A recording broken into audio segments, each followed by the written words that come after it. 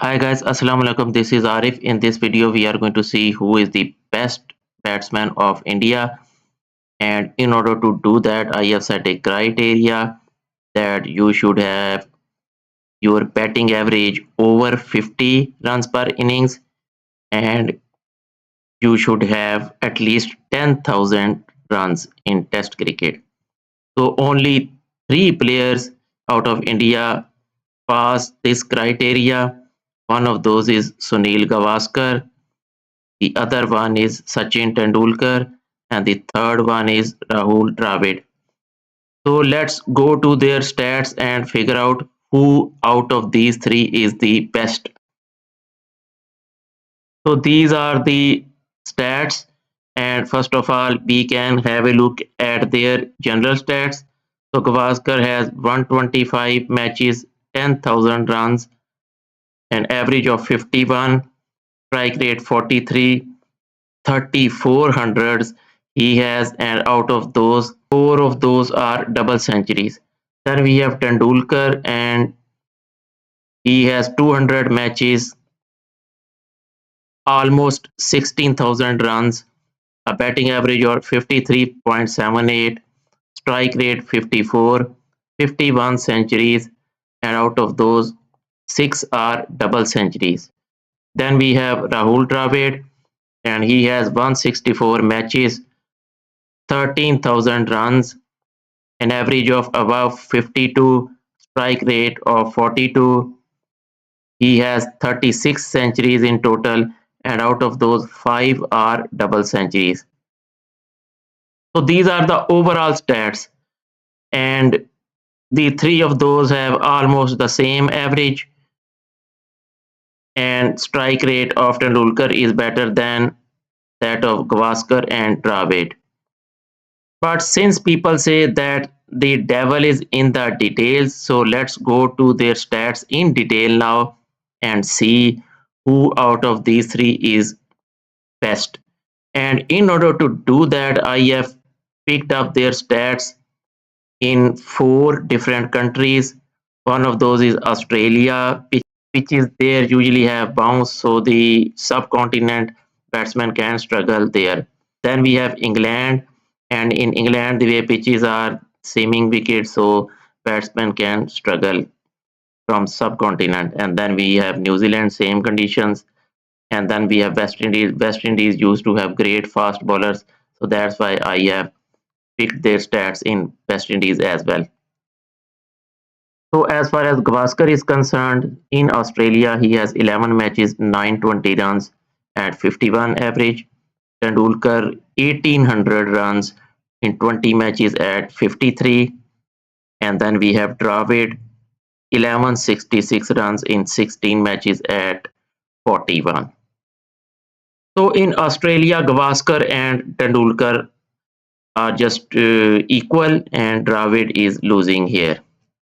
And then we have Gavaskar stats in England.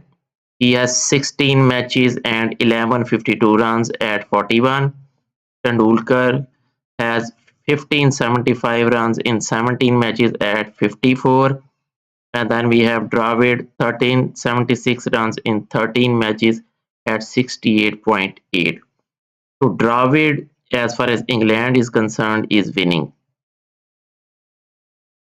And then we have New Zealand, and in New Zealand, Gavaskar has 392 runs in 6 matches at 43.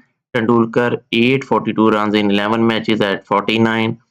Dravid 766 runs in 7 matches at 63.83. So again here Dravid is winning out of these three. And then we have Gavaskar in West Indies 1400 runs in 13 matches at 70. Great average. 620 runs for Tendulkar in 10 matches at 47. And then we have Dravid over 1500 runs in 17 matches at 65.69. So in this case, Gavaskar and Dravid are really doing great. So if we are going to look at these stats overall, we see in the first column, Gavaskar and Tendulkar are doing great. In the second column, for England, Dravid is doing great. Then in the third column for New Zealand, again Dravid is doing great. In the fourth column, Gavaskar is doing really great. Although Rahul Dravid is also not bad. But Tendulkar is struggling. So we can exclude Tendulkar. So in the first column between Dravid and Gavaskar, Gavaskar is winning.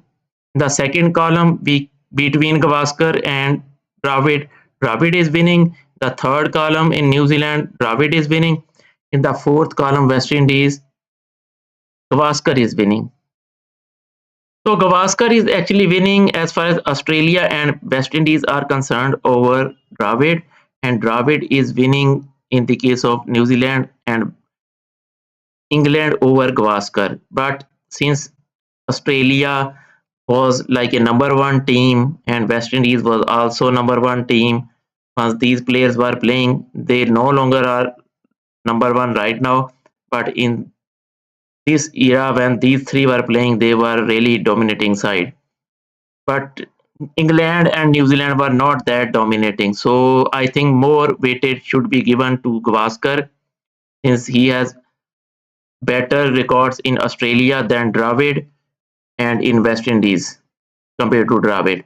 And Dravid is very good against England and New Zealand. He is very good against West Indies as well. But Gavaskar against the number one West Indies side is really great. So I think I am going to pick up Gavaskar as the best batsman out of India. So out of these three, Gavaskar stands out. And as far as the average of Tendulkar is concerned, he has really good record against Bangladesh in Bangladesh as well. But Bangladesh is a very weaker side, so that's why I think he looks sometimes better than these two. But otherwise, against the great teams in their backyards, not in his own backyard or in the backyard of Bangladesh, which has similar pitches like India. The two players, Dravid and Gavaskar, stand out. But out of these two, I think Gavaskar, since he has done superb against Australia and West Indies, their number one teams. So I am going to pick up Gavaskar as the best batsman out of India. So I hope you guys have enjoyed this video. Have fun.